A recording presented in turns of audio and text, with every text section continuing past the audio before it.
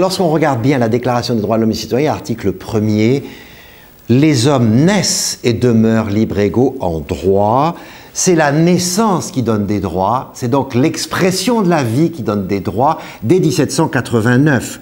Lorsqu'on regarde la Déclaration universelle des droits de l'homme, tous les êtres humains naissent libres et égaux en dignité et en droit. Chaque être humain, bien sûr, a un droit à sa propre existence, c'est-à-dire la maîtrise de son corps, des droits sur son corps, le respect du corps des autres, et donc la dimension d'incarnation est tout à fait importante, mais c'est le droit de disposer de son propre corps aussi, le droit à l'intégrité physique. Cette expression du droit à la vie a eu nécessairement des retombées lorsque est intervenue la réflexion sur l'interruption volontaire de grossesse.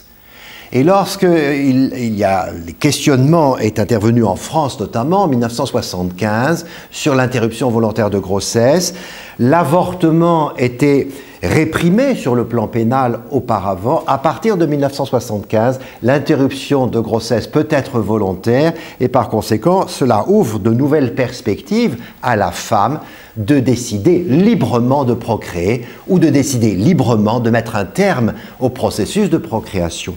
Alors sur ce registre, la loi de 1975 est véritablement un compromis entre le respect de la vie et le respect de la liberté de la femme sur son propre corps. Il y a ces deux aspects qui sont liés. Cela explique que le Conseil constitutionnel n'ait pas souhaité se prononcer sur la compatibilité de la législation française à la Convention européenne des droits de l'homme qui évoque le droit à la vie. Parce qu'effectivement, s'est posé alors la question et la réflexion, elle continue à se poser. Est-ce que l'on peut donner une valeur juridique à l'embryon, une dénomination juridique à l'embryon? La France n'a pas fait ce choix, elle considérant qu'il n'y avait pas à faire ce choix, que l'être, c'est la naissance qui incarne la personne, c'est la naissance qui donne des droits à la personne. On peut trouver des exceptions en matière d'héritage, des choses sur ces sujets-là, mais la France n'a pas fait le choix de donner une valeur juridique à l'enfant à naître. C'est la naissance qui donne des droits et c'est l'élément déterminant. En théorie, et je vais dire même en pratique d'une certaine manière, on a le droit de mettre fin à sa propre vie, c'est la question du suicide. C'est la question du suicide. Puisque l'on a une liberté sur son propre corps, on a par conséquent une liberté de mettre un terme à sa propre existence par le suicide. Et le suicide, en tant que tel, n'est pas réprimé. D'ailleurs, comment pourrait-on réprimer une personne qui vient de se suicider? En revanche, ce qui est réprimé, c'est la propagande, la publicité sur le suicide. C'est l'existence d'ouvrages qui indiquent comment on peut se suicider, suicide mode d'emploi, formule qui avait fait à un moment donné un certain succès de librairie sur ce point. Le fait de provoquer au suicide d'autrui est puni effectivement par des peines sur le plan pénal sur ce registre-là. Le suicide est un phénomène très important et la France est un des pays dans lesquels il y a un nombre tout à fait impressionnant de suicides, toutes générations confondues sur ce registre. Plusieurs législations sont intervenues, législations qui sont des législations autour de ce qu'on appelle les soins palliatifs, le droit aux soins palliatifs, c'est-à-dire de pouvoir mourir, finir sa vie dans la dignité et non pas être maintenu en vie coûte que coûte, quoi qu'il en coûte en quelque sorte à la personne concernée de manière forte et importante.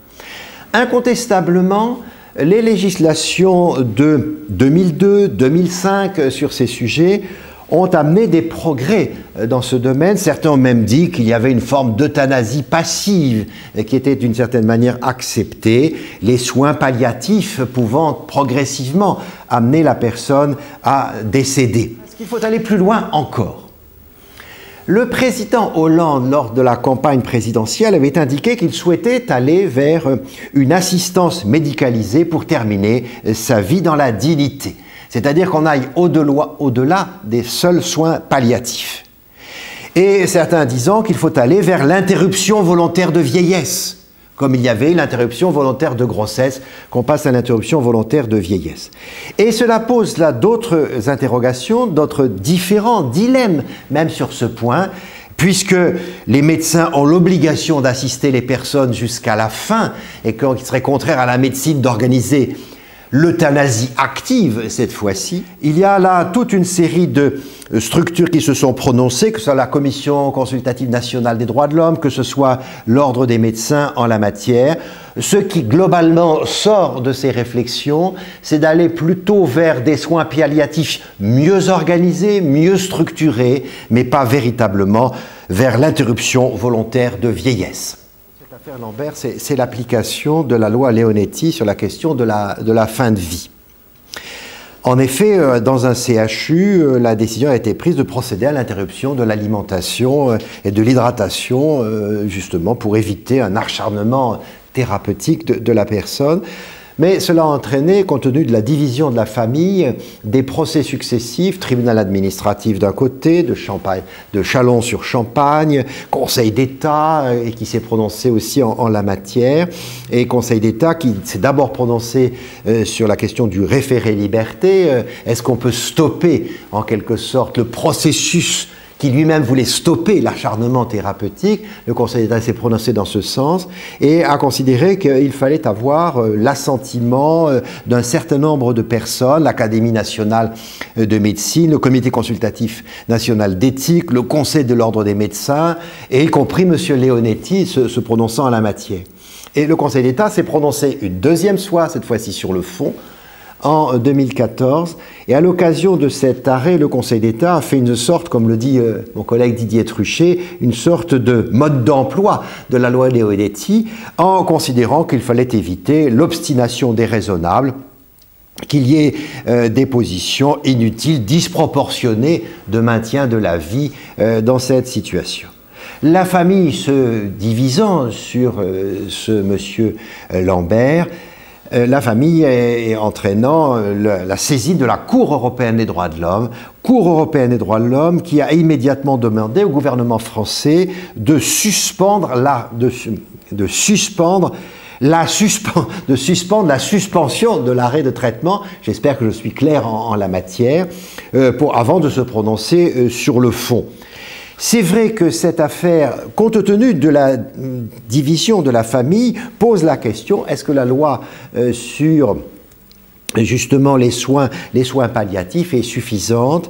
Les parlementaires ont réfléchi en la matière, un projet de loi a été aussi mis en œuvre en la matière, projet de loi qui veille plutôt à mieux organiser la loi Leonetti, c'est-à-dire que toute personne majeure doit rédiger des directives anticipées au cas où ça pourrait arriver.